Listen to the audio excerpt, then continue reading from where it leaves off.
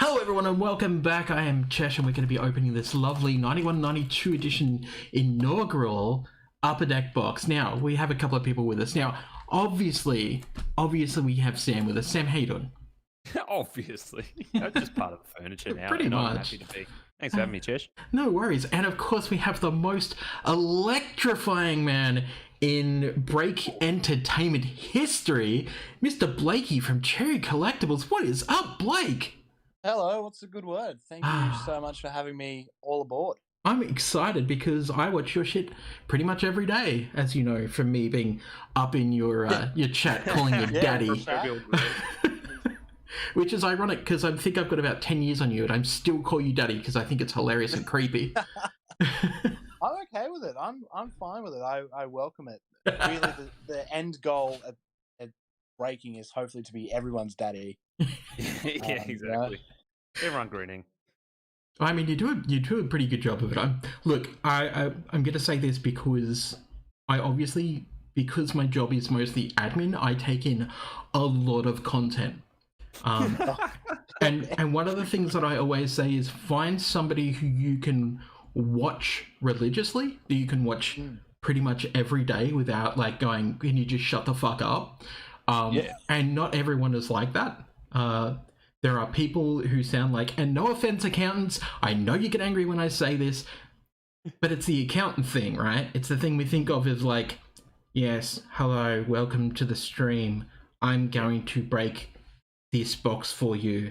Congratulations to the people. I am now going to draw. Don't do it. Just don't do it. Yeah. And if you are like that and you still want to break boxes, learn. I wasn't always, wait. I guess I was. Shit. Not everyone was always on. Yeah. Oh, totally. You learn that anyway. Yeah. You even have days where you're breaking and you're not on, and you have to kind of be like, all right, people expect a certain level of energy from me, so you need to turn on. With that being said, though, I do think there's a market, and there's people who do just want to see cards opened. I think it would be a disservice to myself to not try and be as entertaining as possible. Everyone has their own spin. Bring a 1%. Yeah. I think a lot of people for so long it was kind of very black and white, real, just go sort of thing. Like, okay, here's next break. Here's break 401. Here's break 402. Yeah. Whereas, I don't know, I kind of like the show format that we do. On the same note, though, it's kind of weird. Like, so many people know so many different things about me now. Well, like, you kind of, someone messaged me like, "Oh, how's your mum doing?" I'm like, "My mum." And she's like, "Oh, yeah, she was in the chat the other day. Said she had a headache." I'm like, "Oh, he's okay." Disclosed a bit too much. Exactly. Yeah. Jeez. Yeah, that's it. And I mean, Chesh and I have had that chat too. It's, a lot of people can watch, listen, whatever.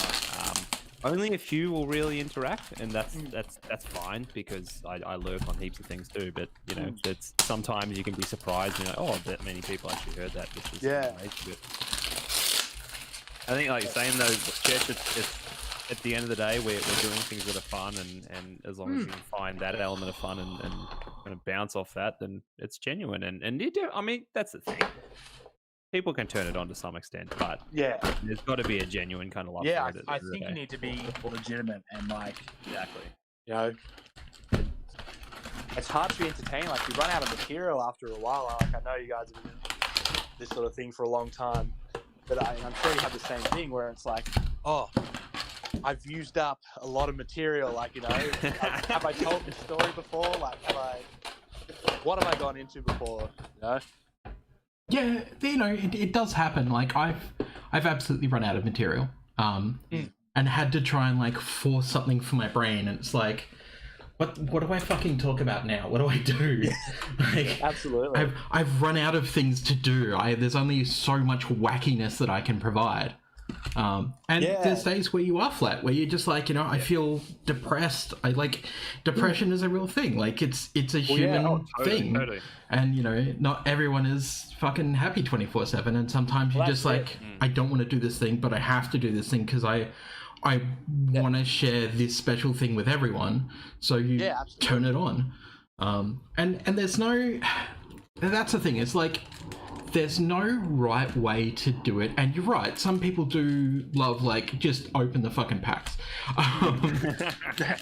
Personally, I can't stand that because I want to see people. Into Cherry because yeah, and create an environment at the same time, and you know, that's what it's all about, and that's you get a chat going, and people are enjoying it, and it's not us serving it to them so much. It's us like inviting people in to hang out with us, and we want them as much as, you know, they want to see the packs. Yeah, absolutely. I say all the time, if I wasn't broadcasting, you know, 8 hours a day, I'd go crazy. Like this totally. That's my thing, to be able to yell into the ether and hopefully someone yells back. Yeah, it's a connection, exactly. And I've actually, more than ever this year, has been absolutely true. So I'm glad I got back into doing anything of podcasting, a bit of this with Chesh. I mean, and I'll say that is exactly what Chesh has been doing. He pushes people into the right positions that they need to be in. And I was going to say that I have the opposite thing with things to say, and I've got to reel myself in a lot of the time, I've learned. But and that's why Chesh is good on like the podcast and stuff, to check that. It's just like, well, we can guide it a little bit, but that's kind of it. Let it fly. Well, that's it. It's like, but if I'm true to myself and go, that's actually hopefully a strength, and I can talk about anything. It's fun. But keep it fresh. Yeah, exactly.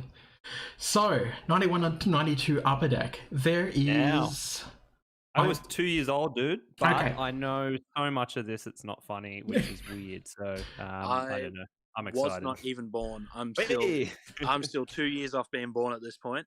Jeez. Yeah, nice. I've got a lot of about in time for age my favorites at 93, 94 Upper Deck. Well, I was born in 78, so I'm the fat old man of this podcast, and I'm having obviously a midlife crisis, which is, you know, junk wax. Yeah. Exactly. Although, like the sheer quantity you get in these is just so much fun. Yes. There's two things we need to discuss with this.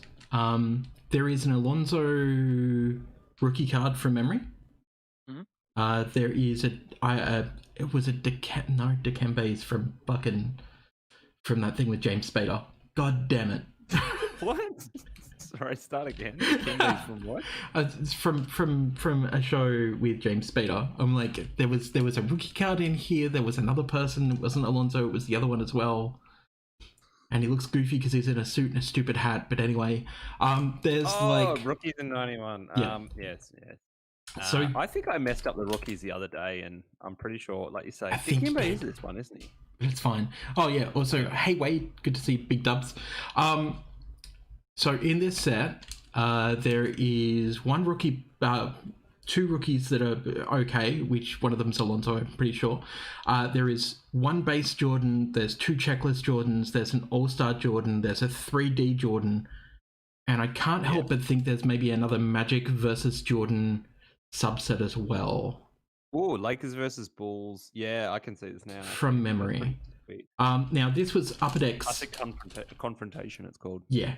So this was Upper Deck's first into the hobby. These were actually on thicker, nicer stock for the cards.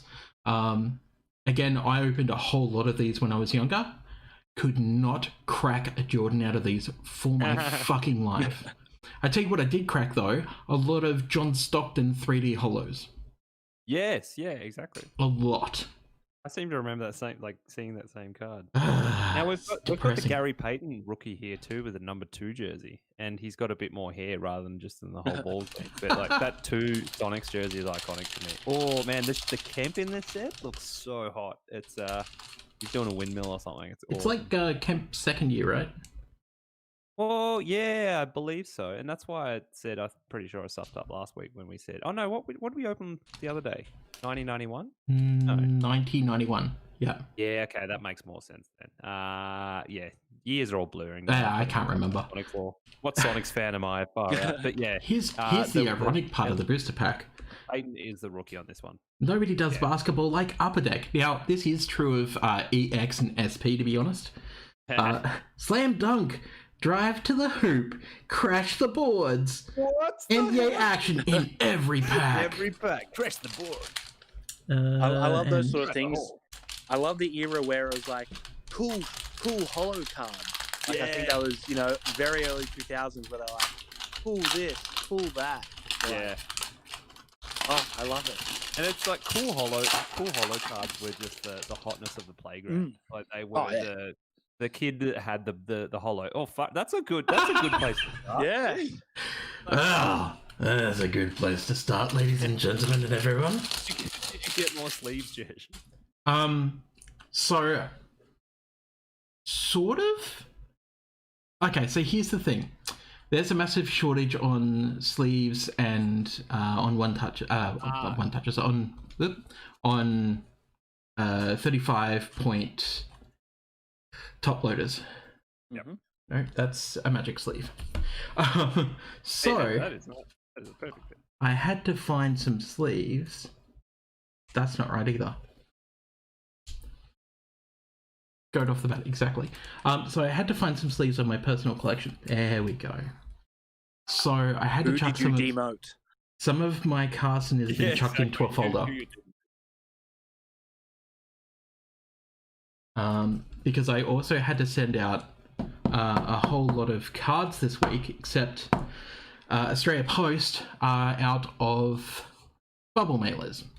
Yes. So I had to order some. I seriously have 80 next to me. Well, so. I have 10 coming from one of the guys that I purchased that Carson signature off, but they're still traveling. I've got to say, it's also ironic that it's an ironic feeling, like a weird thing, like a conceptual thing, sending mailers in the mail, like without anything in it. Exactly. Inception. So it is an Inception kind of thing. I was like, it feels weird ordering mailers in the mail. It's kind of strange, but yeah. As Chesh said, like the post office is usually gone. Oh, they're just straight in the binder at this stage. Yeah, exactly. Filled with Carsons.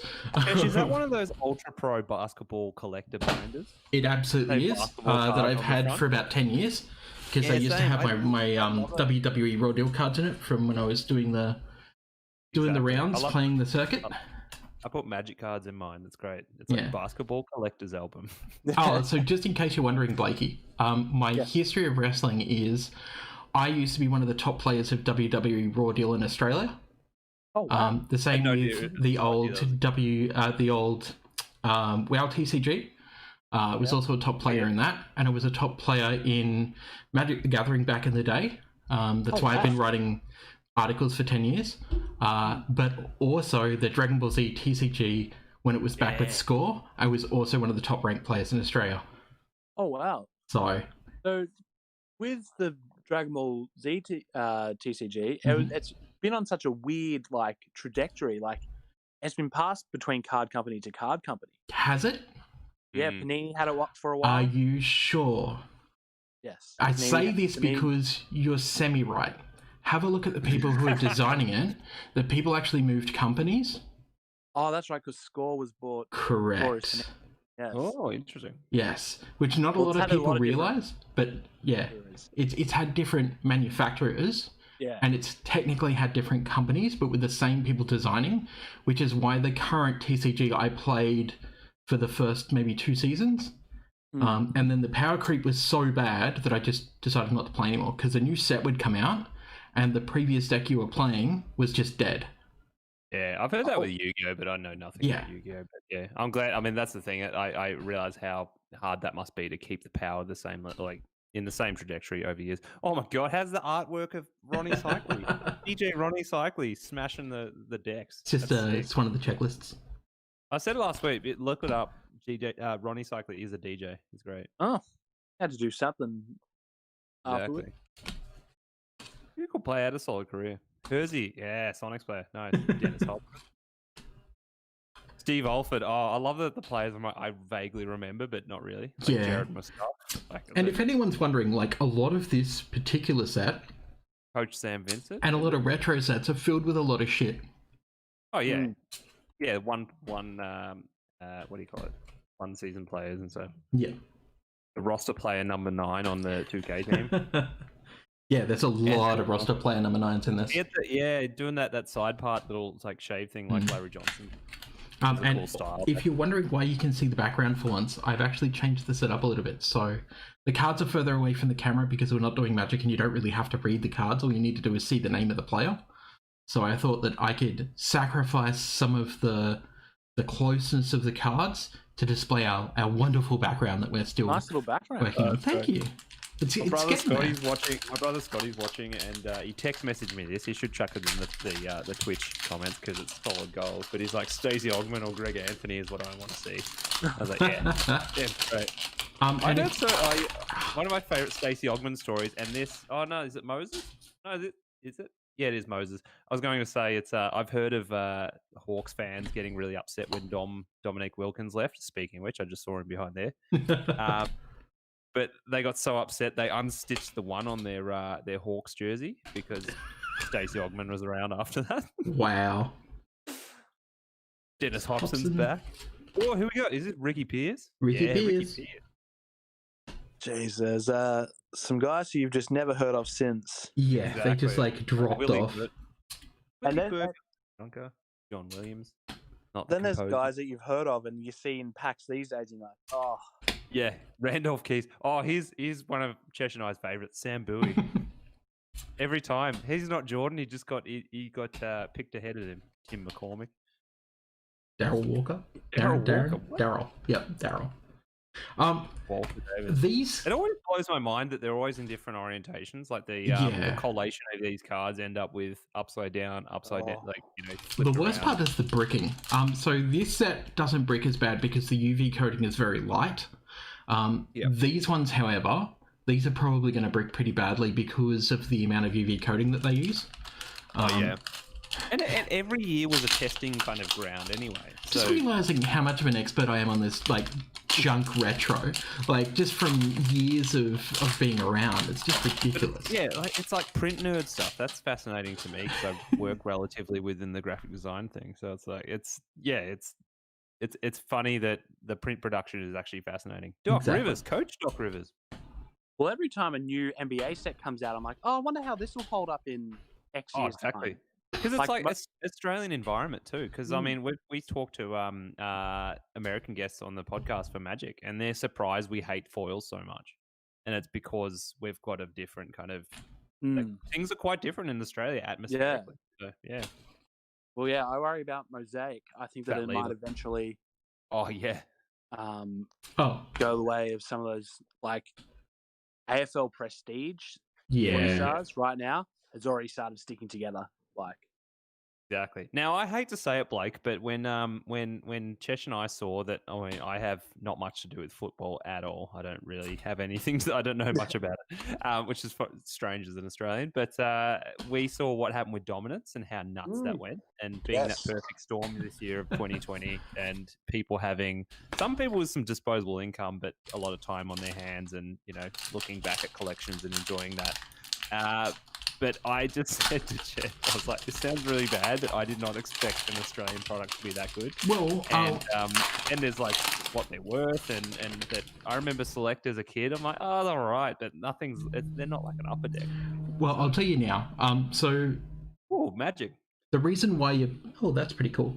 The reason why you're partially correct about that is because in the past, Australian releases had been pretty bad. Now, I don't know about the last 10 years, but like back when I was doing the markets and stuff, selling basketball and NRL and stuff,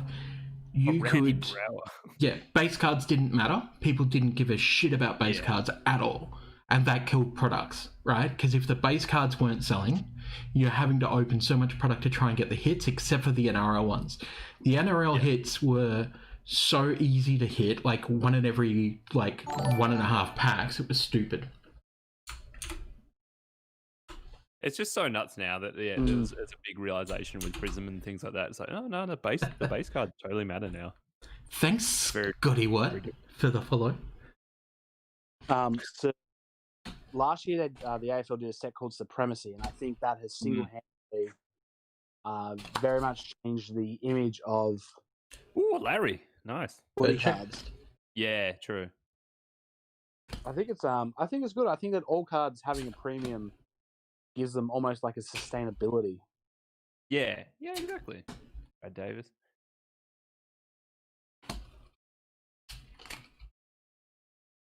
Jeff Malone. What's it, McCall? It's not my mail phone, buddy. I think we said that last time, didn't we? Yeah. Jeff Malone is no relation. And he's like on the Jazz as well. Exactly. It's just weird. But yeah, like, so back in the day, and we're talking, maybe this was the 90... Oh, who's there on top? Oh, hello, buddy. How you doing? Okay.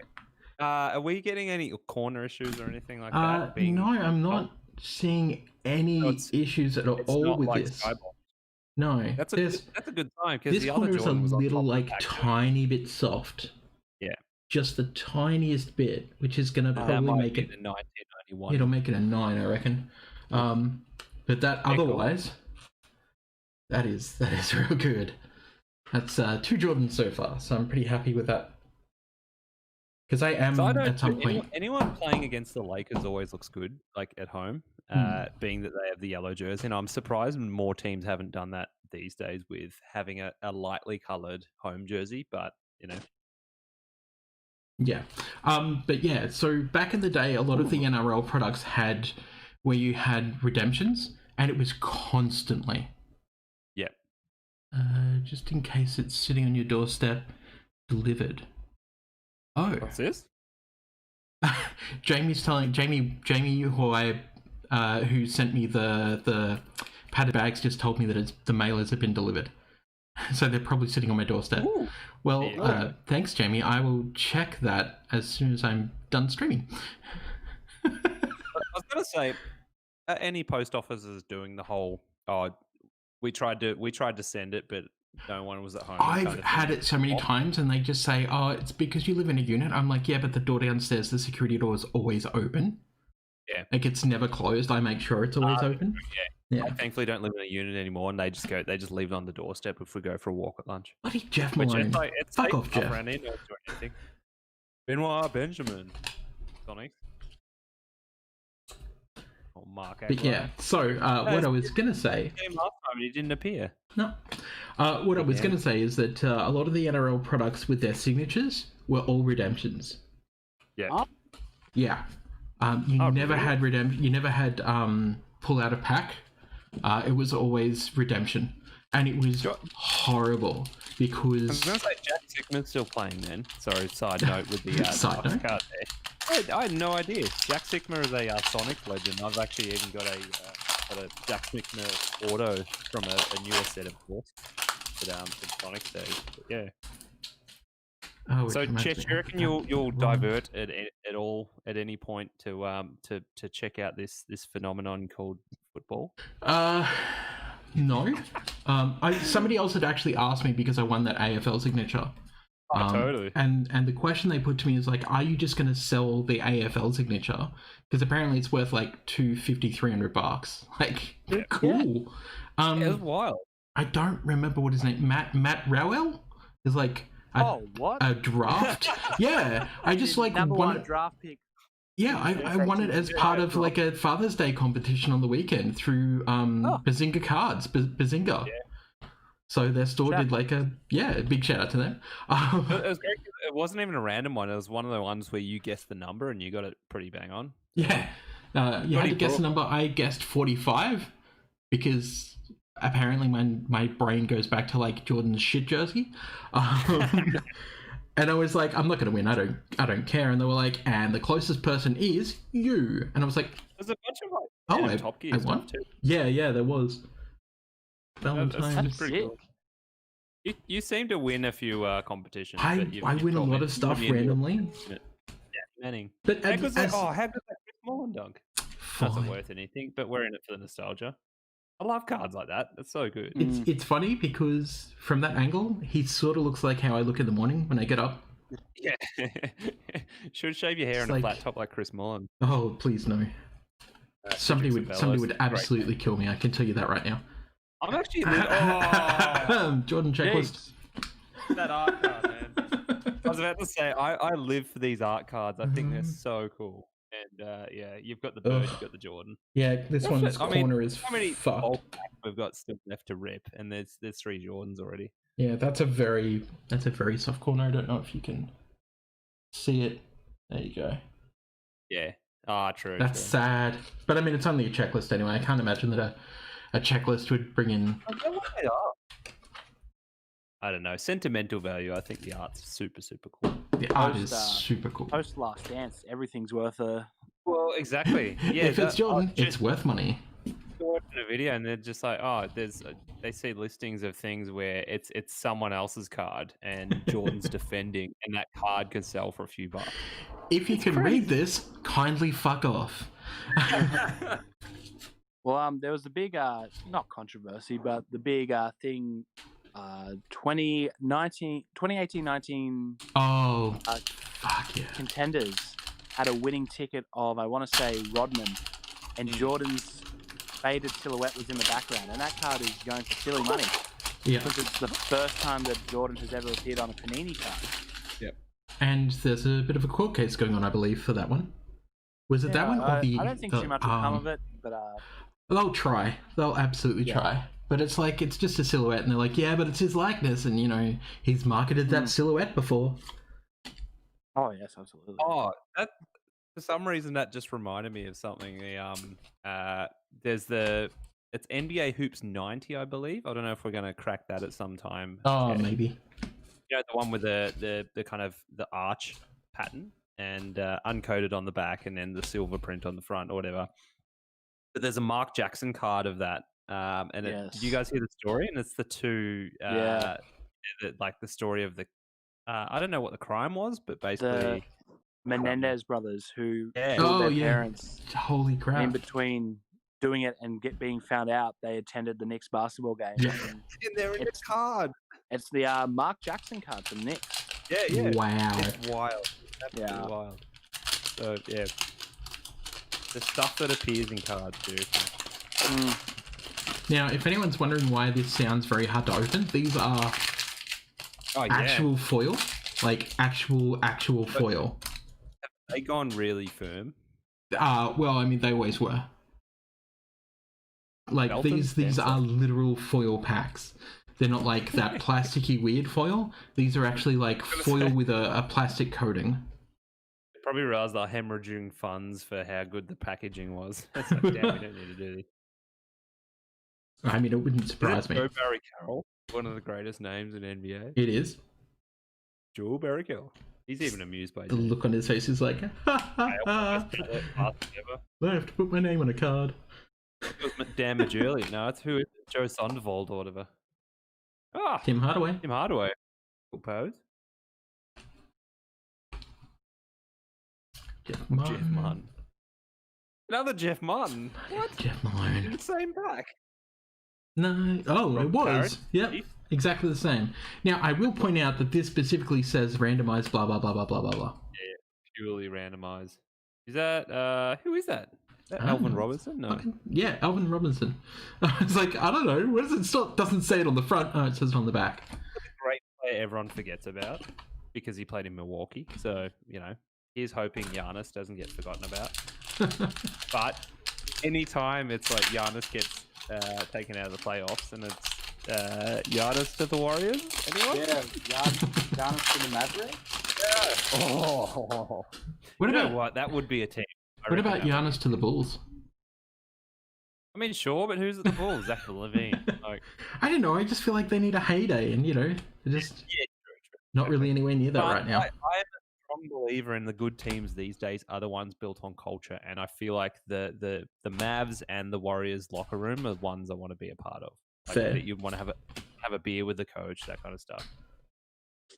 Ramil Robinson. Mooney stretches. Charles Smith. Oh, Muggsy. Good old Muggsy. With his correct name. The most serious number for a dude was 5'3". And it needs to be gone like Jeff Martin. Jeff Martin, go away. There's one of the All-Stars. Oh, Chief. Robert Parrish. We'll just chuck it inside anyway. Sean Higgins. I've never heard of Sean Higgins. So we've had 3 Jordans out of the first quarter, the first quarter of the box. I can maths. What you talking about? This is just. Sorry, I'm sure this is killing your ears. So Chief is, he is. I was like, is he first or second in the most seasons? Bird is the word. Oh, Bird's back. Nice. Bird base. No, Hakeem Olajuwon. That He's got the goggles on too. You don't see the goggles often. JRE was a dude. I'm waiting for someone to bring them back. I've been waiting for that too. I was like, that doesn't feel right, and that's why, because I have exactly the same card. I've so only these got one of like these holograms. weird. Smells delicious. So these are actually really thin, which is why it slipped out of my hands, and I thought it was like, oh weird. Yeah, that's the opposite of the people feeling the packs for the thickness of the insert or whatever. and they're like, back then it was just thinner. But I mean, this is like, it's got a little bit of silver edging, but I mean, it doesn't matter because it's no one really. But if I could just get the light right, this was big technology back in the day. Big technology. Look, it's 3D. It's far out. Lenticular. But this is what we want, but in Jordan. It's just pure holographic. Not lenticular is the thing. I didn't know that these were so thin. My brain did not ever remember that. Like, it is a sliver of what a normal card is. But yeah, weird. Very nice. Well, I guess we'll just chuck it back there. Fine. So that was a bit weird. All right. Charles Barkley. Sure, we'll chuck that there for somebody. Oh, Tom Chambers and his mullet. Glorious. Yeah, great. Oh, there's my man. Grandma. Cool. That's cool. Because that is it's the draft pick card. Nice. It's his rookie card. Definitely keep that. This is Series 1, isn't it? Yes, this is Series 1. Series 2, I think I read that they had the rookies in they have a different badge and they're in the jerseys and stuff. The era of the loose-fitting suit. Yes. You wouldn't get it that way with that these days. No. It's all about the suit shorts. Like the who wore that last time? Trey Young wore the suit shorts, the one I remember. Hello. That's Jordan again. Jordan, straight off Jordan. The top. Let's have a look. It's a different All-Star one. You've nearly done a bloody rainbow from one half a box. Almost. So it is off-centered. These ones are quite easy to tell, aren't they? The corner is slightly turned on this side, but you can easily see on the left to right here is just not fantastic. The top to bottom also, like, that's very thin, I think. From memory, there shouldn't be that much space. So the centering's all off, but nonetheless, we have another Jordan, and that's what we're here for, everyone. Exactly.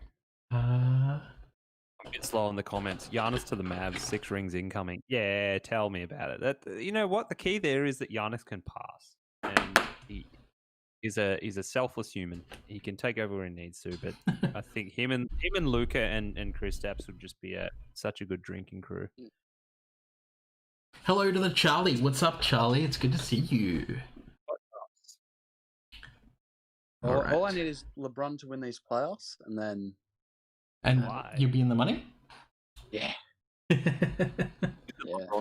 Oh, there's another Barkley. See, that's the problem with the base. Like, there's some great players. It's just, they're not worth anything, which is really sad. Like, I don't even think the Larry Johnson rookie's worth anything at all. You know, that's the thing. It's, I don't know, maybe there's Larry Johnson collectors there, but not so much these days. Otis Sorb. I always love when they went landscape with the orientation. But it's like we're saying that maybe, I see a card I want. We'll get there. I've also got that card. But maybe in a few years, I think these boxes might actually start to dry up. And they will. Oh, crap. Yeah. And that's one of the things is, though, is there going to be too much already in circulation in regards to, like, this stuff? Yeah, that's true. Yeah, I've got this card, actually. I do. But how good is that? Far out. You go reverse. 1, 2, 3, 4. 4 Jordans so far. All right, that's fine. We're getting there. That's a good rate. Oh, yeah. These boxes are either really hit or really miss. I've seen people pull upwards of like 10 Jordans out of them. The problem with these as well is I've seen people. Oh, it's a Dale. I've seen people pull really good stuff and really bad pulls. Patrick, you? Yeah, Patrick. I've seen like Richardson has a dark card. What? I've seen as Ewing's good. my favorite player of all time. Oh, really? Nice. Well, there you go. Did you see the photo last week when we did the Skybox and we looked at the back of the cards, and he's got a fantastic photo. Oh, so he's got the good. Richardson. He's got the full Dwayne Johnson skivvy and gold chain. Oh, so that's good. brilliant. He was just missing the bum bag. And you're right, the goggles have to come back. I've done that exact costume before. Why am I not surprised? Yeah, Adam, who usually jumps on the stream and comments and stuff, but I work with him, and he's a massive Knicks fan, and I often say Knicks fans have fortitude and resilience, almost like and can take themselves not too seriously, almost like St Kilda fans. You know, it's I love that so much. You can take the bad years, which are most of them, with the good ones, and that's it. Yeah, or hashtag Celtics. Exactly. Yeah. I'm a long-suffering Kings fan, so I know. Yeah. Oh yeah. Well, I mean, I'm a Sonics fan, and remember the time when the Sonics got this close to getting a team, and it was just the rest of the league denied it, but even the Kings were like, yeah, sure, we'll sell. Yeah. And then Kevin Johnson, the mayor of Sacramento, got it all together and said, oh, everyone, we'll get a new arena. It's fine. Nice Chris Mullin card. And yeah, sadly the Sonics missed out that year, but we'll have our time. Could have been on the way back. Could have been such a great player.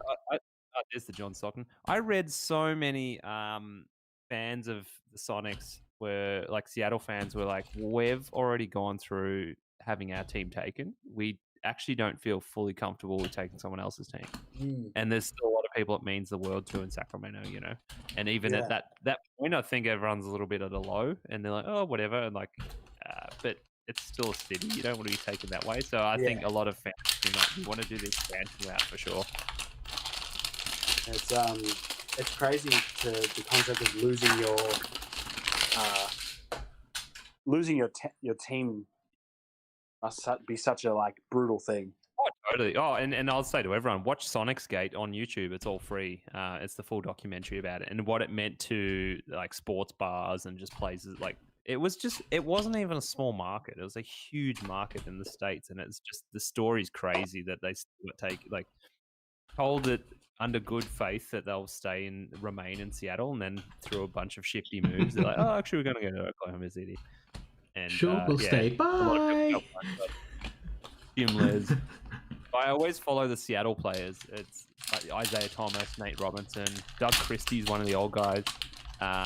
Spencer Hawes is one of them too. There's a whole bunch of them anyway, but the ones that are from Seattle, and they all kind of really campaign for Seattle as a basketball city. I wonder if it would work as a 31-team comp. I guess you need to add another. You need to do another. So I think you do Vegas for sure, or you just go east and you go like Louisville or something. Like Kentucky, a huge place, of course, for basketball. I've thought about it so much because I do it on 2K every single year, and I make that expansion team thing and have a bit of fun with who I draft and you know, see if you can compete. But, you know, one day, hopefully soon, Seattle's still just my childhood team. I love it. Yeah. McKee. Speaking of. Yeah, so I was saying to Dale before, like, I was going to try and harangue Dale. Jeez, I just did it again. I was going to harangue Blakey onto this with WWE 2020. Bring it back before Durant retires. Not. I think Durant's actually made some comments before about like, oh, I wouldn't mind going back to Seattle, and if they did, it's like that would actually be poetic. But I was. Yep. Another campy. Nate McMillan, the man who taught Gary Payton. I was going to try and get Blakey on through using the Road to WrestleMania 2020 blaster that I bought. Nice. But it hasn't turned up. There's a cool weapon. We'll take that. You misunderstand. You misunderstand my want to shamelessly self-promote at any time. Yeah, exactly. You should be self-promoting all the time. Yeah. Well, that's what I say. I'm like, literally, one of the only things you have when you're any sort of content creator is your brand. If you're not getting it out there as much as possible, you're not doing the right thing. No, absolutely not. And the thing of like cross-promoting, like, is that what you're trying to do is not just like, so it's good for the person who's like, hey, do you want to come on this thing? But it's also good for the person coming on the thing because you're both getting exposed to like different worlds. Yeah. You know, a lot of the time, I guess. I mean, we've got a lot of crossover, obviously, because I hang in all the Cherry groups. But you know, what's Blake's only fans? There's been a lot of talk. There's been so much talk of that. Another Larry Johnson. Tommy Chambers mullet, glorious. Dennis Rodman's back. But yeah, Blakey doesn't have one yet. Okay. Golden Polonese. Exactly. People have spoken about it a lot, and I lean more and more towards it every day. Yeah, exactly. Extra monetary stream. Like exclusive content. Yeah. I can just imagine like the amount of like card porn that you could put on there. Well, I was about to say, it has to be card porn. Yeah. For sure. Just dousing yourself in cards. Just calling things like this is my card cleavage. This is my card G-string. Brooke often asks me like, "Oh, do you ever get sick of being on camera?" I'm like, "No." No. Give me an audience. Yeah. Well, I understand. Like, that's the mentality I have. Like, give me an audience, I'm on. I don't care. I always have fun. Mostly for me, I like talking. I like doing this because I like talking to people. Yeah. I hate people in real life. I do. It's a thing. Dikembe? Yeah, I've got this Dikembe rookie. It's Dikembe. It's sharp. You know what? That's actually a fairly sharp fitting suit for the time. That hat though. That hat with that suit. Come on. Yeah. The city background, it all just worked. Oh, how's the Admiral? The Admiral himself. Keep that one around. BJ Armstrong with his budget poker versus MJ. Blakey, how much do you want to say blowjob every time you see BJ Armstrong? Nah, man, that's the only fan. Sexual innuendos of all the cards. There's a lot of ASMR videos. It's great. Inappropriate jokes that I try to make, and Dale usually catches me. And now I lob them up for him to catch me because I know I can say it. Like I get the joke and I'm like, Dale, stop me. Dale, stop me. All right, I'm saying it.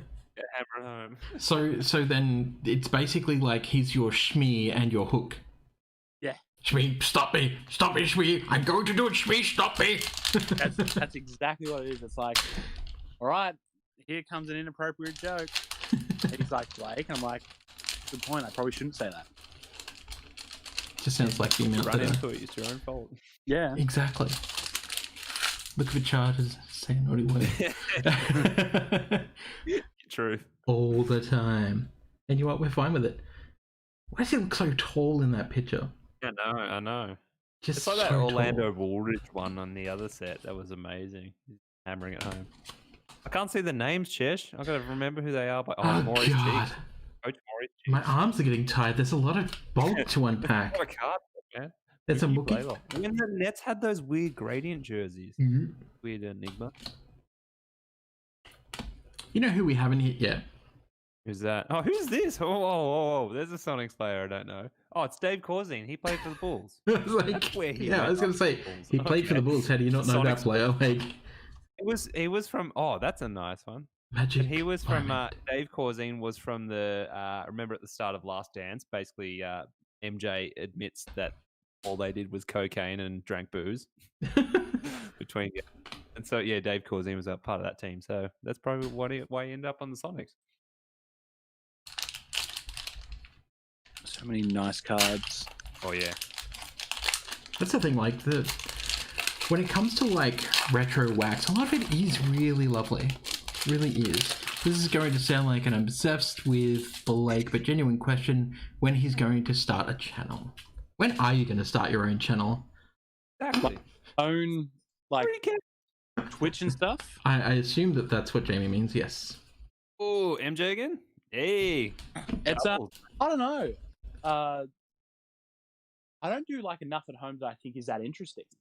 I was gonna say, like, unless you're like cracking product, etc., I can't imagine that you're gonna be like stretching yourself to like do a channel, and then when it's product, it's expensive anyway. It's like, unless you're doing like retro wax and you've got a good place to get it from.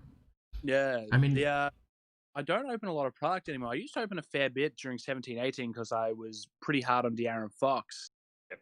But this year I've kind of been like almost scared out of it. Plus, you get your fix by opening stuff. I think I'm out of top loaders. Nervously just put this. Who's all right? It's into the demotion stage, I think. So Carson's got to take a few hits, I think. Yeah. It's gonna have to. The corners on this are superb. The centering obviously is shifted and off. Left to right looks pretty good, but top to bottom looks a bit thin on the bottom. But otherwise, it's probably the best Jordan we've pulled out of the box so far. Our hunt for the Jordan is going well. It's going very well. Better than Skybox. We're already ahead of Skybox, I think. We are, yeah. Especially on corners as well. Just logged in, guys, late on scene, but love the series. Thank you very much. We're halfway through the box. You've got much more time to go, to be honest. Exactly. I thought we'd actually be done by now, but we're only halfway through, so enjoy. The Upper Deck 91, 92 is a little bit less on the cool out of basketball photos on the back that Skybox have. Skybox like to show the players' personalities, and like Will Perdue next to a jet ski, and Karl Malone in the woods, all that great stuff. Oh, Johnny Contract, how did I miss that? So here's something that you probably can't actually see, but because of the age of the card, sometimes you get this, which is where the printing of the UV coating was a bit rough, so it was probably at the end of the cartridge for the UV coat. So when the coating's gone on, it's actually rough as hell. Now it's not coming off, but it feels dusty and weird. I forgot to ask you this one, Chesh. Does this one smell like 1992? In neutral? Doesn't have a smell at all. These cards do not smell. Joe Dumas? It's a name I haven't seen in a long time. Any guesses? Blakey, I was going to ask you, I was doing a couple of searches, but I haven't actually kept up to date with what the Kings are doing and if anything much has changed with Harrison Barnes, Bagley, bit of Harry Giles absence, but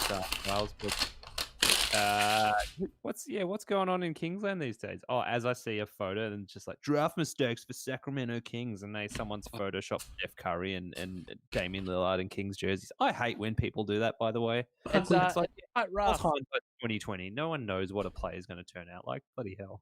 Listen, I'll forgive Jimmer Fredette. I'll forgive Tyreek Evans. I'll forgive. No, I didn't mind him. I'll forgive all those, but I probably won't forgive Marvin Bagley over Luka. Yeah, that one's rough. That one is rough. Mark Eaton. Nice. Mm-hmm. Jamie says that he embarrassingly wasted a whole bunch of top loaders on 1920 hoops when he first got back into the hobby. Yeah. There's a story that G has about that, actually, on that Instagram. Judd. But yeah, I mean, I don't know. I still think Bags has like a career ahead of him. I think he definitely has a career, and I think that Luka would stuck De'Aaron Fox. Oh no, it's fine. Keep talking. Yeah. It's one of the ones that's like, Mavericks got such a steal. Yeah, trust me, Trae Young's going to be a game breaker, and DeAndre Ayton was perfect for the Suns. I seriously think culture comes into it. That I don't think it would be necessary. I don't know if Kevin Willis. I don't know if Luka would. I think he's amazing, and everyone saw potential. But I don't know if he'd be exactly the same player if he's spent the last few years in Phoenix. And me, God, Chesh and I go into this all the time. But the bigger things about like work cultures and things like that, and team cultures that. I don't know. I just keep going back to thinking about what's his name? Polish Hammer, Marcin Gortat. He said the other like I think it was last year or this year. He's like, the culture in the Suns organization is utter trash. He's like, no one can there, and that he's like, he was just basically calling them out and being, no one can develop, and if you do, whatever, it's then you think of like, oh, I don't know, would Booker be good anywhere else? But yeah, I mean, is he good as a non-leading man? Yeah, like, totally, and that's the whole thing too. We see all that all the time. Like players just do different things in different places. And nice Jerome Kersey shot. That was awesome. But yeah, it's the whole. I mean, Isaiah Thomas has been one of my favorite players. And his whole story is just heartbreaking. That he played so hard for the Celtics and then kind of went somewhere else, and then he went to show that he's not the same player in a different environment. Oh, the Admiral. Ooh. That's a cool one. Can't get the angle right. There we go. Yeah, we go. Stick. Whoop, and then he smashes the camera. Exactly. His fall from grace is so like it's like amazing in a sad sort of way because Totally. He was the equivalent of Kyrie Irving at one stage. Like that he pretty much had that like respect from his teammates and everything, and it's it. Oh, Sidel 3, is it? He's in Melbourne. Oh, really? So he does a lot for the Waverley Basketball Club, and his son plays as well, I believe. With the Sonics jersey too. I can't wait. Yeah, it's like I think he landed in. Oh, that game's awesome. But landing in I've learned now that it must be you've got to be either with LeBron or you're kind of not in the club. Yeah. Play with, and I reckon even Derrick Rose was that as well. That he's like, I don't know, and I even reckon to some extent Kevin Love was just like, oh, I'll do what we need to, but I'm probably not my best self here. Yeah. Who knows? Surprisingly, J.R. Smith, despite the memes, I think he's one of like LeBron's ride or dies because exactly he's just one of those guys for sure. He'll just be there, and he's just a loyal kind of follower. But I feel like it's the type of thing, and I've felt this in certain points of my career in a weird way. It's like you're either with or against, and like if you start to question things, they're like, "Whoa, get back off!" Like you're not part of this essentially, and maybe that's an Isaiah thing, Kenny Jet Smith, and maybe a Derrick Rose thing too. That, but then it's also they're both ball dominant point guards that have to deal with their careers changing a little bit, and that's got to be hard. And then, of course, Isaiah went to the Lakers, and it's like it's not the same. Yeah, that's like you kind of think about like Jimmy Butler. You know, who's that? Jimmy Butler. Totally. He had in the right place, exactly. Yeah, everyone called him the problem, and look at where the teams he left are. Look at Bulls. Look at Timberwolves. Look at Sixers. And look at him on the Heat, and it's like a whole new player.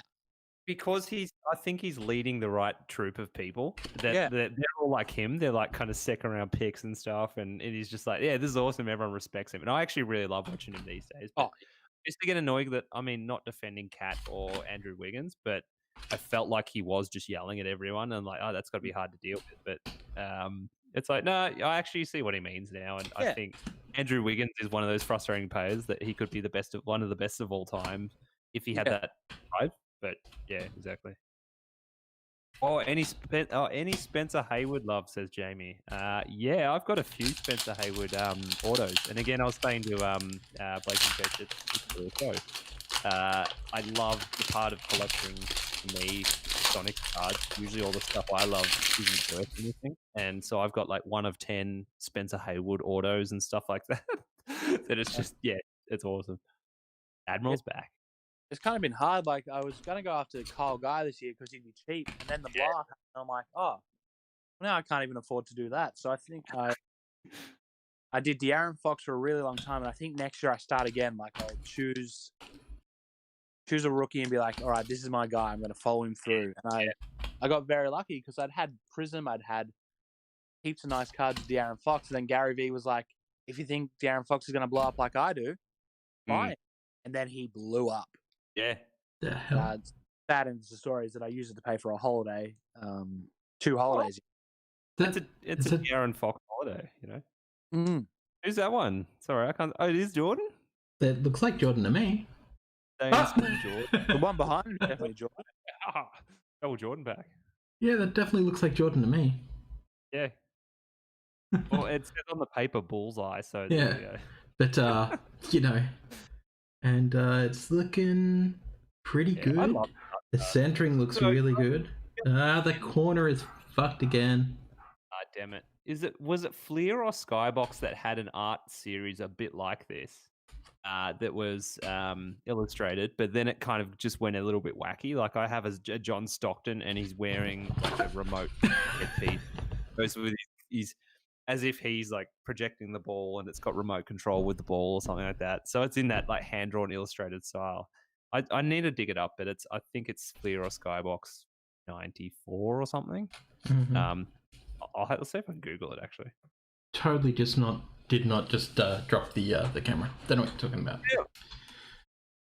Yeah. These things happen, especially when you're blind like me. Yeah, that definitely looks like Jordan to me. Especially considering trophy. Playing for at the moment. Is he the Knicks? I guess. Ignis. Technically. I never know how to say his last name. I haven't heard on 2K yet. He plays for the Knicks, doesn't he? Yeah, Iggy. Ignis Braz Decus, I believe it is. Yeah.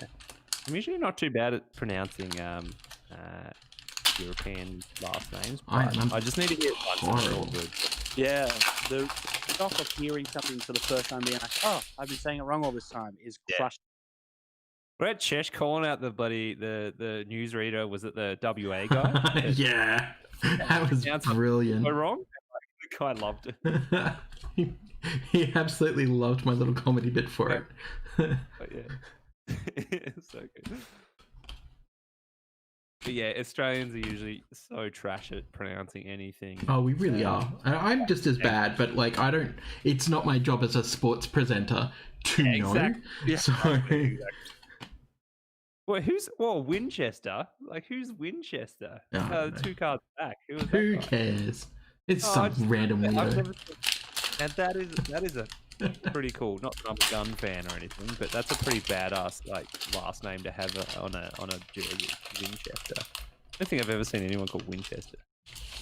You never it. You never watched Supernatural? My favorite was you see like where Amazon or whatever or like an NBA store automates the names on the back of the jerseys, and so Gilgeous Alexander had the one, and it like the name was going off the side of the jersey, and they're like, I want to buy that. I get my jersey with. Skiles. I think he's going to be a very good player, young Gilgeous. Oh, absolutely. I mean, if 2K is anything to go by, I'm like 4 seasons in, and he's a 94 overall. Oh wow! If 2K is anything to go by, I can't make a shot to save my life. Yeah, I told Chesh to turn off the shot assist. Oh no, the shot. What is it? Terrell Brandon. Terrell Brandon. He was a powerhouse like point guard on 97. He looks like he was a pretty big stud, to be honest. Like that is such an 80s stud look. Okay, Scotty and I used to play Kobe Bryant's NBA courtside on Nintendo 64. Terrell Brandon was insane. He was like 5'11" point guard and just powerful. NBA Jam, that's all I need. Give me NBA Jam back in my life. Yeah, what I was saying, so I told Chesh, don't put the, or turn it to, you change the jump shot setting so it's actual player field goal percentage. And it actually helps a lot. Because it's like, why do you need to do a shot stick? D Brown. D Brown. Is that the dunk contest, D Brown? Yeah. I never knew they'd do that. They lowered the ring for him. Michael Cage. Alan Ogg. What? Never heard of Alan Ogg. Elton Campbell, the vet. Or Eric Lechner. Oh, is that bird back? That is another bird. A few. Only got like maybe 3 or 4 birds. I was Donnell Marshall for a second. I'm like, no, he's not in the league yet. We are on the last quarter of the box, by the way. Getting there. Yeah, but you know, we've gotten a few good Jordans. What we really want is the shiny holofoil one. Exactly. So, Blakey, who else on the Kings we've got to look forward to? I mean, I've always been a Harrison Barnes fan, but everyone reckons he's the most boring player on the planet. So, a guy who I really like who doesn't get a lot of love is Rashawn Holmes. Oh, yeah. From the Sixers. Yeah, his defensive hustle is incredible, and it's the one thing the Kings needed, like a guy they can look to. They had Iman Shumpert, who did the same thing. True. I always respect that move when he went to that team. He's like, I could go to a competing team. First, Scottie Pippen. Go Scotty! Yeah. I could go to a competing team, but it's like, no, I actually kind of want to be the vet on a team that helps me about. You know, and I thought that was really cool. Yeah. Wasn't Magic Johnson supposed to be getting a documentary? Oh, that'd be cool. I feel like the appetite is there for more for sports documentaries. I remember somebody saying something about it, but I was like, it's just not happened. Like, maybe it's not happened because of COVID, but I was sure that somebody had mentioned that was the thing that was going to happen. I think it's going to be a good time for sports documentaries, and like, Totally. Oh, especially so far, right now. most of the ones I've seen have been like you don't have to watch the sport to find it appealing. Like, Yeah. Exactly. And that's the mark of a great doco for sure. That it's just the story is great. It can be. like I did have a question, Blake, about the new. I can't remember what his name is, but one of the top rookies coming out of the next series, another Scotty, Mallow Ball. was it might have been, yeah, actually I think it was. He's got a contract with Leaf at the moment for cards. What happens with that? So I don't think Leaf has exclusivity rights. I think they just have him for to make cards. And there are a whole bunch of players who also have that with Leaf. So you can get like Magic Johnson cards in Leaf and in NBA. Panini, sorry. And so I think once he goes into the NBA, unless he signs a new exclusivity deal, then he won't be in anything. But I don't think Leaf has that money for a top 3 draft pick. Yeah. I don't think they do either, to be honest. And are Leaf going to get the rights even just to have a logo on their jerseys? No, not at all. That's still the thing. A lot of people are just like, ugh, that's gross. They have to Photoshop the logo. Like, well, even Upper Deck can't get any LeBron jerseys on cards. Chesh, Mr. Card. I mean, That's maybe. A cool one. How good is it? You're a legend. Didn't even see that it was the Magic versus Jordan. I think that's actually out first. Shadow on something, so there we go. It's our first out of the box. That's why I didn't see it. Anyway, as you were saying. So yeah, I think he'll be with Panini, but there's ways around it. Like, so I don't know if you guys remember the Upper Deck hardcourt signatures. Oh yeah. Where it was part of the Charlotte Bobcats floor that was chopped up into different things and had memorabilia inserted in, and that was allowed to have NBA logos on it because it wasn't a card. Yeah. It was a memorabilia which Upper Deck have the license to produce. What a wild technicality. Yeah, absolutely. And I thought that'd blow up, but it didn't. They did 1 year of it, and it looks to be on the shelf, which is disappointing because I thought it was a cool idea.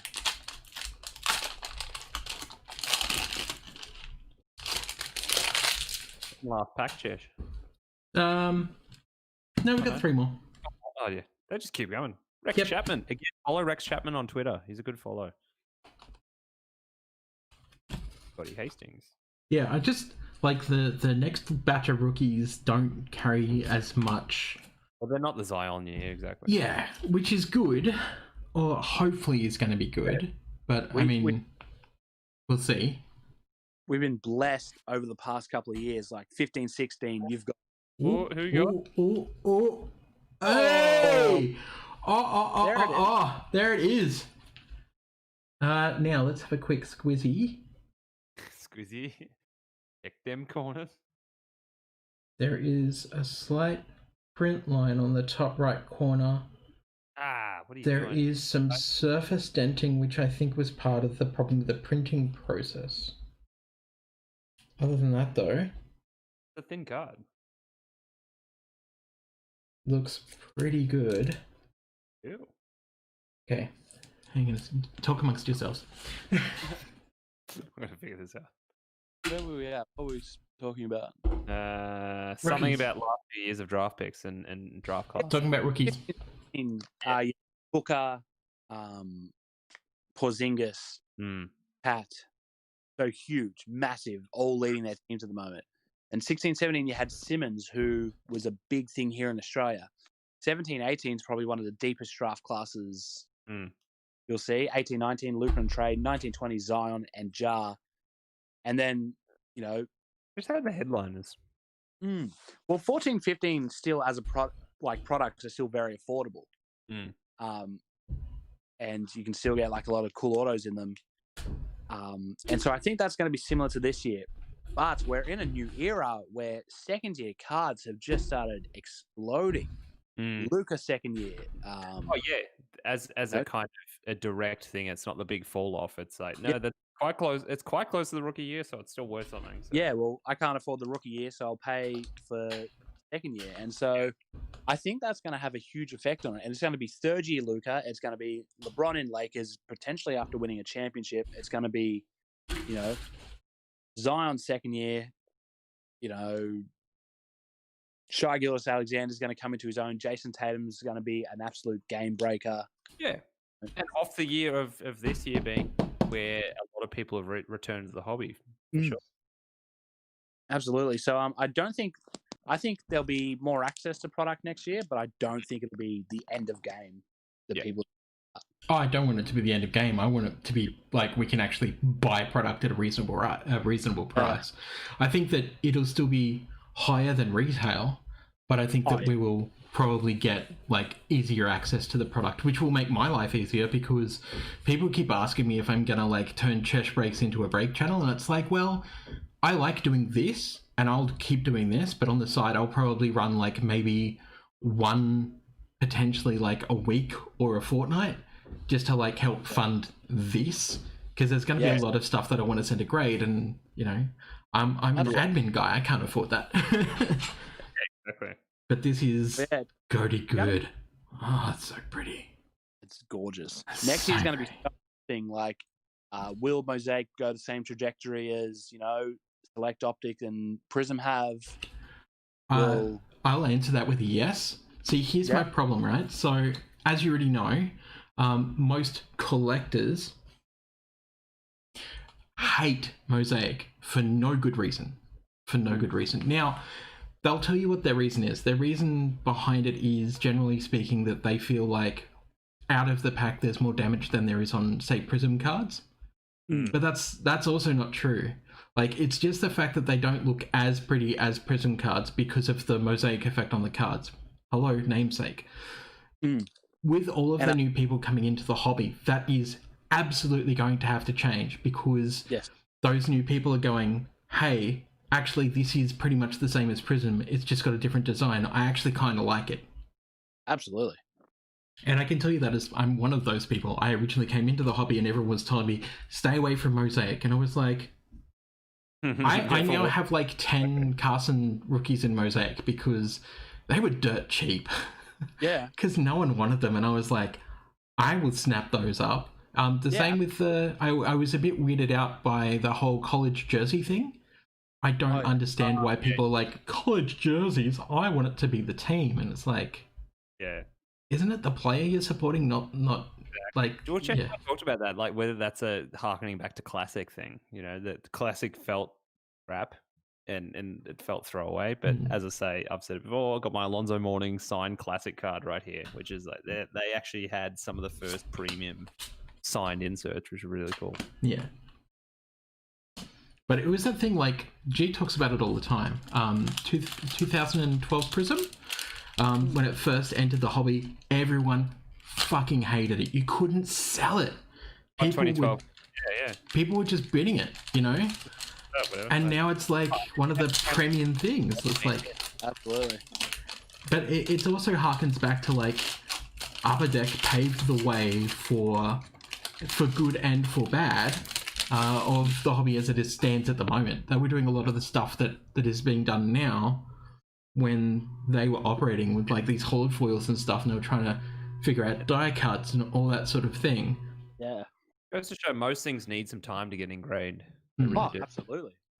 And they also almost killed the hobby as well. So Mosaic will have a year of massive rookies that people will then go back and look at old Mosaics. And so first year Mosaic will become like first year Prism. Yeah. So it'll take, it's probably not it's definitely not next year. It might be the year after, but the stained glass, the choice peacocks, the nebulas, they've put all the right things into it. I believe like Nebula is the best 1-on-1 design. Bar none. Gold vinyl's a close second, but that Nebula design is gorgeous. And yeah, I don't know. I just think they did everything right with Mosaic. But they keep doing it. I don't know what's going on upstairs. But I don't know if you can hear the buzz. Yeah.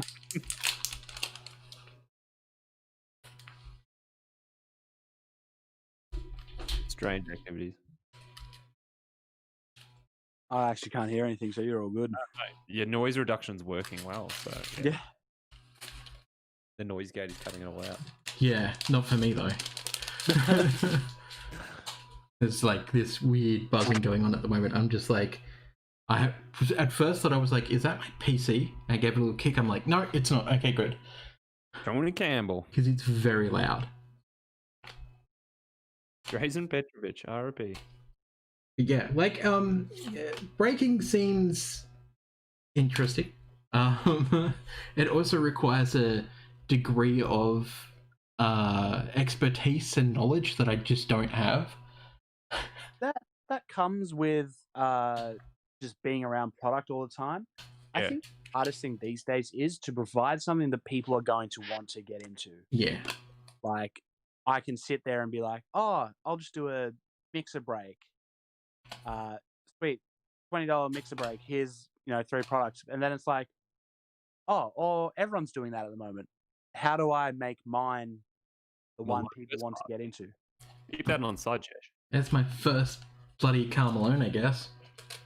What? Yeah. How have we not seen Karl Malone? I We've seen know. Jeff Malone. I've seen lots of Jeff Malone, but no Karl Malone. None of my mailman. He's not been delivering the goods. Yeah, that's exactly it. Like, it's the one thing that I keep seeing, and this is what, like, obviously I go in cherry breaks, but very rarely will I go into somebody else's breaks because I'm looking for particular sets to buy into. So Prism is obviously like, that high value return, like across the board. If you're generally gonna get something good, generally. Whereas Optic as well is a very good one. But if you're cracking brain work, if you're cracking, let's say, I was thinking about this the other day, Chronicles, for example, right? So Chronicles is a really good product, absolutely. But trying to get good stuff out of Chronicles is needle in a haystack, or at least that's the way it feels from watching the product cracked. I mean, I cracked 2 blasters and managed to crack some okay stuff. Yeah. But generally speaking, I've watched thousands of hours of content of people cracking blaster after fat pack after value pack after, mega pack or mega box, watching all of that content to try and soak it in and going, it is very hard to crack something good out of this. Yeah. Like, sure, parallels, but oof. And I think that's also akin to like needing Zion or Jar to really be successful. Exactly. This year's Chronicles is such a huge step up on last year's because, there's no Cody Martin cards, but there's bronze cards. You know what I mean? Last year, Luminance set, for example, had some terrible rookies in it. This year, instead of the terrible rookies, you've got LeBron James, you've got Anthony Davis, you've got Kawhi Leonard. It's. I think it'll be a huge product in the future, especially once the well dries up. It's like, Zion Luminance, Jar Luminance are 2 of the nicest cards you can find, and I think they'll be the growers from that year, from this year's Dominance Chronicles products. Like Optic and Prism will obviously be there for the update guys, but in terms of just your standard base sets, it's Luminance every day of the week. Oh yeah, for sure. Those Luminance look great. Like, even the Flux are alright. I'm not a massive fan of those Flux because they're so washed out. Yeah, they're very gaudy, which I don't think people will love too much. I think the advantage Luminance has is that they're all incredible dunks, which, like these sort of cards, that you're opening now, the Fleers, the Upper Decks, they were the best cards back in the day. Exactly. And I cannot wait for Michael Porter Jr.'s dunk from today to be on a card. Oh, I did not look anything. Oh, today. yesterday. When that's on a card, that card is going to be huge. Mm-hmm. Oh no, I didn't mean that in a spoiler sense or anything. I'm fine to find out what happened. Oh, sorry. I'm excited to find out what he did. That's awesome. Yeah, it's huge. I'm happy the Nugs got a game anyway. I mean, if they leave it at that, they don't get swept. Yeah. Oh, Jokic 32 and 12 and 8, far out. Good job. Yeah, absolutely. Oh yeah, Michael Porter at 18 and 10. Sweet. So while you're chatting, I'm just gonna sort this quickly. So many nice Jordans. I know. that's why I like going back into the old junk wax. One Karl Malone, but that many Jordans. So not even a real Karl Malone. It was a split card. It's not even. Just makes me angry. Man was looking in action. Right, so kind of fitting for these days. Yeah, pretty much. Yeah, we've got a guest on the Magic podcast on the weekend. Brandon, he does a lot of content, like awesome stuff. But Chesh was telling me he's actually he works for the postal service in the States, and he's going to have to tell us some stories. Oh, absolutely! And not having a good time at the moment. I can't wait. It's going to be so good. Sorry, we're going to try to do some more Magic content on the horizon. So we'd love to. Oh, excited! Yeah, I'd love to talk with you guys. Oh yeah. You know, I'm always up for cross. Absolutely. Yeah, because the goal is to get noticed by these companies. It's I want Konami to send me stuff. I want Wizards to send me stuff. Well, Wizards is probably one of the hardest ones because you have to be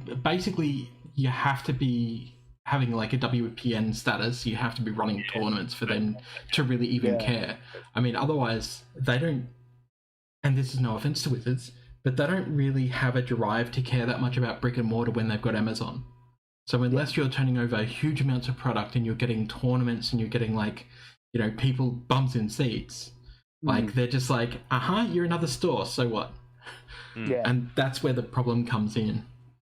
Whereas it is in their best interest to recognize that, and I know a lot of people said it to some of the designers and stuff like Rosewater and Gavin especially, but it's a lot of people felt like, oh, why aren't you caring about our stores more? Because all these exclusives that you just buy online, not in our store. That the store is the lifeblood for that game, and without on the people, it's nothing. It's absolutely nothing. It's not memorabilia. It's not anything. Whereas, and that's where difference between a basketball, the basketball hobby and a game, they're so different in ecosystems, and that's it. If there weren't people in Magic, I wouldn't be playing it. I wouldn't be interested. No way. And that's the thing. So they have assured that it is absolutely the future, and even in an increasingly online world, that without people, it's nothing. But it needs to be.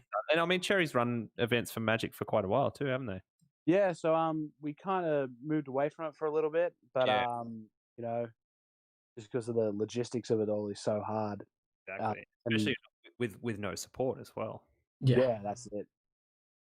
Our singles guy Damien, who does all the gaming stuff, is incredible. Like, his mind is just phenomenal, and he wants content as well. And it's like, how do we do it? How do we approach it? Like,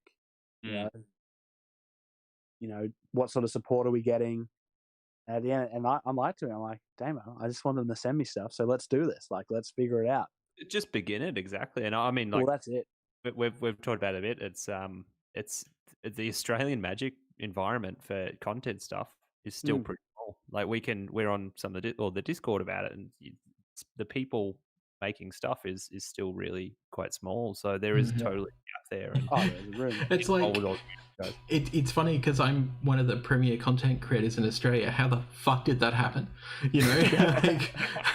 My videos get anywhere between 100 and a couple of thousand views, but it's that thing. Like, I was showing Sam this the other day. It's like my channel is getting consecutive every month 2,000 hits. It's not a massive amount, but it's bigger than most of the other Australian content creators. But I mean, we have Tom, the Wandering Bard, who moonlights as a freelancer who writes for Card Kingdom, one of the biggest, United States Magic stores. They're huge. They're massive.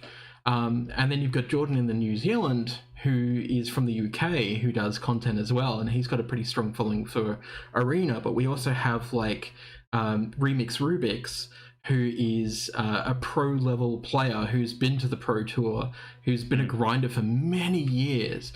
These are all people, by the way, Blakey, I can put you in touch with, no worries.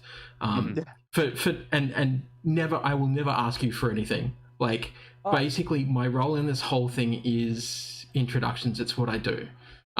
As Sam was saying before, my whole thing is I don't care. I just want people to make good content, and if people can work with other people to make better, stronger content, let's just do it, because that's what we should be doing. My product is the community, and that's the point. It's you end up doing stuff you enjoy and you're having fun, and there's people hanging out, and that's what I've felt already, and it's quite surreal. It's these people I looked up and listened to for ages, and it's oh no, you can be a part of that.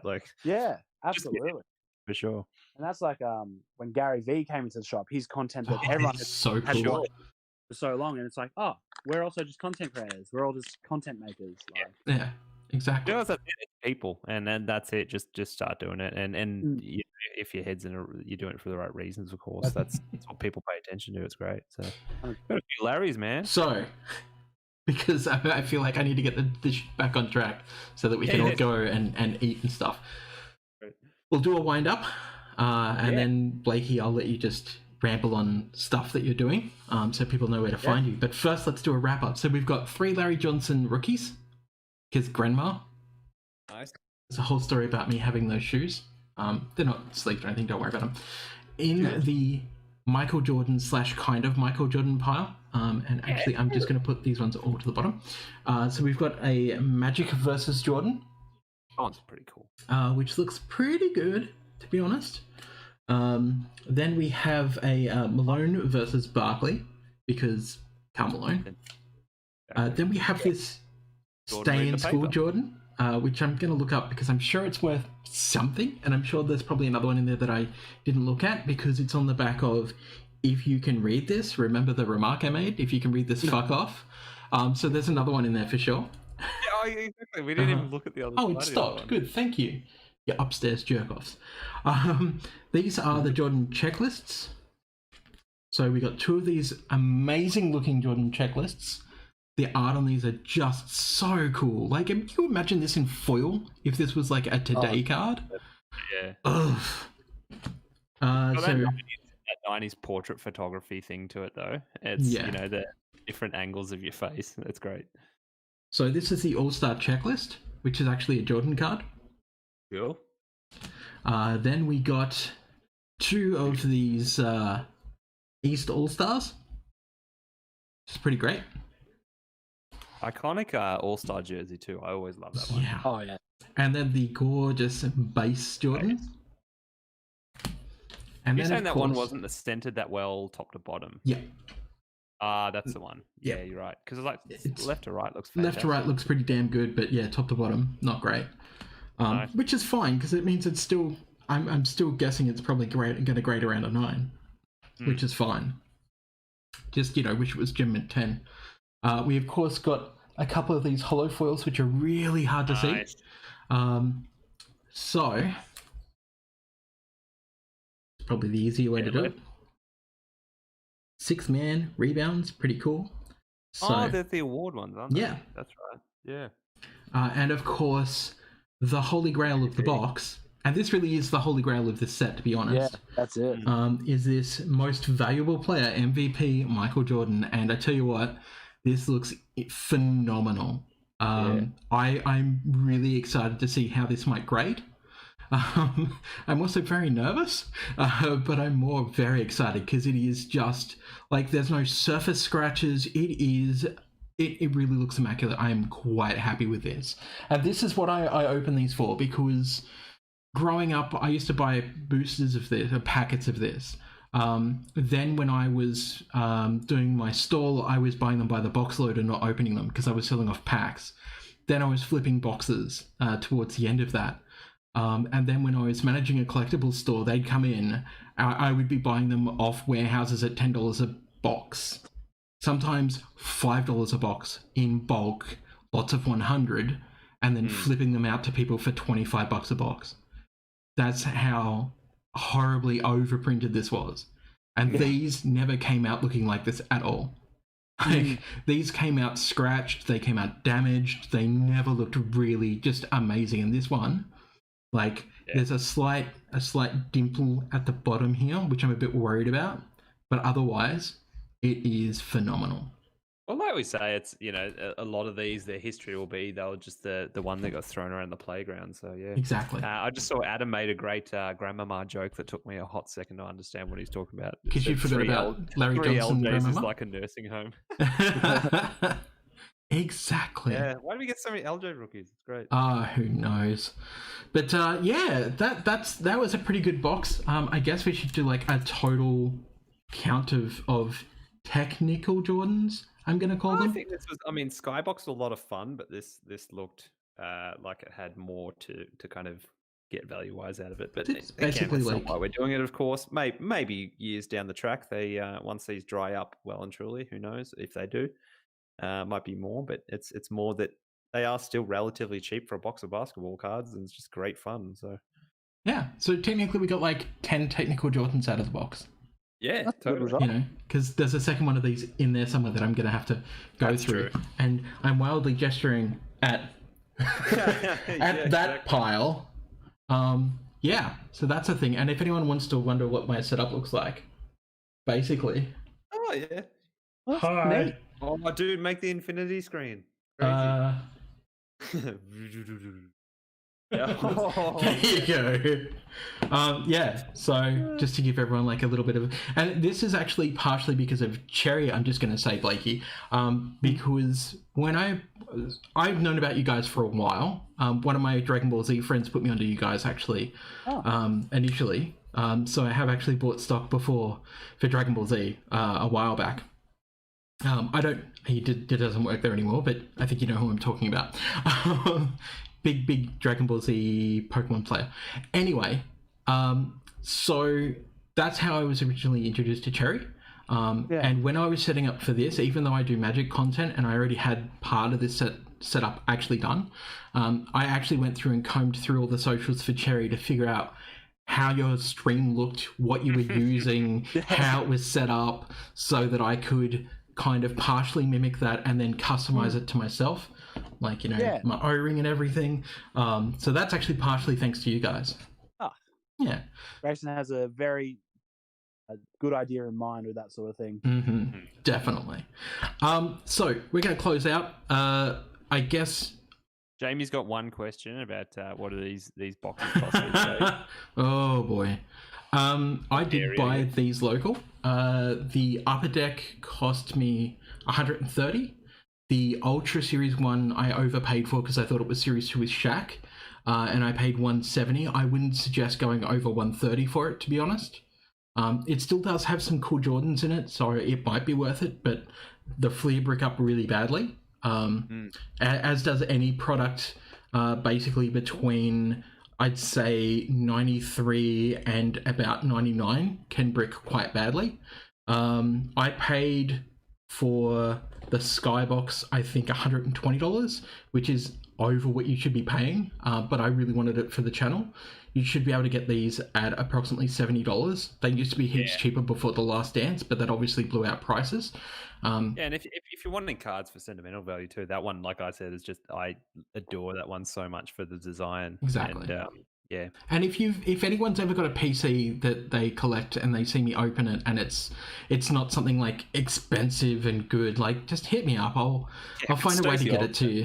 Like, you know, we're in a pandemic, like, let's spread the love. So Blakey, where can people find you? So you can find me at Cherry Collectables, streaming every day at 1 p.m. 5 p.m. Live, just opening cards. Come along for the chat. Don't even have to buy anything. Just come along for some chats. And then if you want to follow me and see what I get up to on my day-to-day, it's at Rainblaker on Instagram. Nice. I'm gonna have to remember to follow you. It's like, I'm not. I didn't even know you had an Instagram. I was surprised when you had a Facebook page. I go through phases where I'm like, I'm gonna be Instagram guy. I'm gonna do Instagram every day, and then there's times where I'm like, I haven't posted anything in 6 months. So I better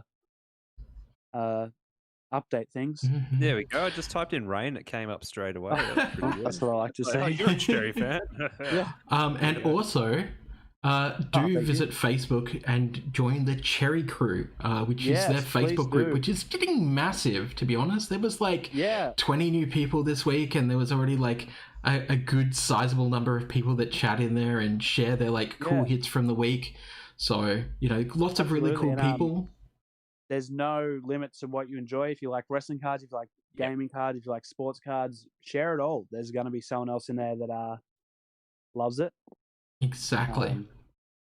I can tell you right now, like I'm ensconced in their community, and I quite love it. Yeah. There is some fantastic people.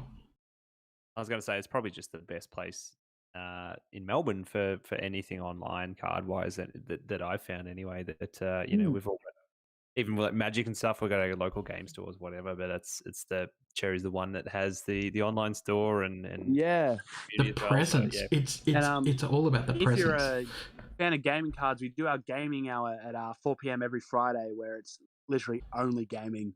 Nice. The chat's only on gaming cards, so we want to do more gaming stuff because I think there's a definite place in breaking for gaming cards. Oh, absolutely. Definitely. Like, look at how big the Pokemon one was, That sold out, like, really quick. I think I made a comment about, like, oh, I should join in for that, like, after I asked about it, and then it was gone. I was like, oh, no, that's cool. Like, all right, that's fine. Yeah.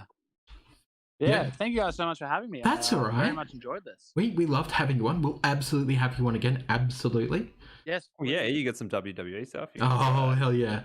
Might have to do that next Wednesday, hey? Someone who half knows what they're talking about. Well, that's right. We have both blasters coming in, so maybe next Wednesday that's what we'll do, and we'll see. And, you want to come back? I'll send you guys out a little something for you guys to open, and something to give away to one of your fans. Oh, we do love that. We will never say no. Sam, where can people find you? You can find me at Pass the Jam Sam on the Instas and on the Twitters. And then I've kind of mentioned a few times, but Chesh and I also do a little podcast called Commander Crunch. We talk about Magic the Gathering a lot. And I mean, sometimes it's 20% Magic and the rest life. But, and sometimes we have big names on, and sometimes we have community members on. So, Yeah, exactly. A lot of people from the States. It's good fun. So, look us up. So, sweet. Mm-hmm. And for me, you can find me, obviously, on twitch.tv/Chesh Breaks, or on YouTube under Chesh Breaks. Just look for me because I haven't hit 100 subscribers yet on that channel, so I don't have a vanity URL.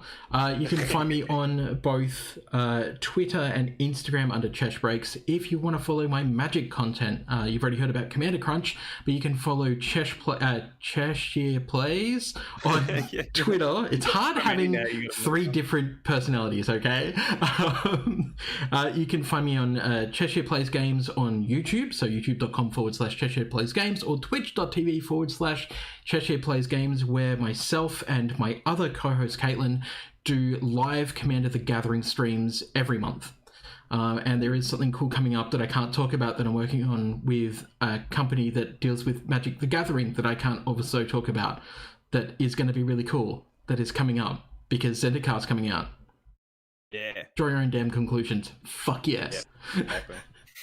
Cool. All right, let's call it a day. I got my goat foil. I'm pretty happy. Did everyone have fun? I think you did well. That's good. Very well. But most importantly, we had good conversation. Just had a lot of fun, and we had fun. Exactly. Thanks to everyone in the comments for hanging out with us. Thanks, Scotty. Thanks, Adam. Thanks, Jamie. Along. Yeah, nice one. Cool. All right. Keep cracking packs. Yeah, keep it tight. Collect your favorite player, even if they're not that good. So. Yeah. Hey, don't rag on Carson Edwards like that. Love you, Carl. Sharif Abdul Rahim jersey patch auto right here, and it's like I don't know. There's not much love for him. I thought he was an awesome player. Yeah, exactly. Fair enough. Cheap.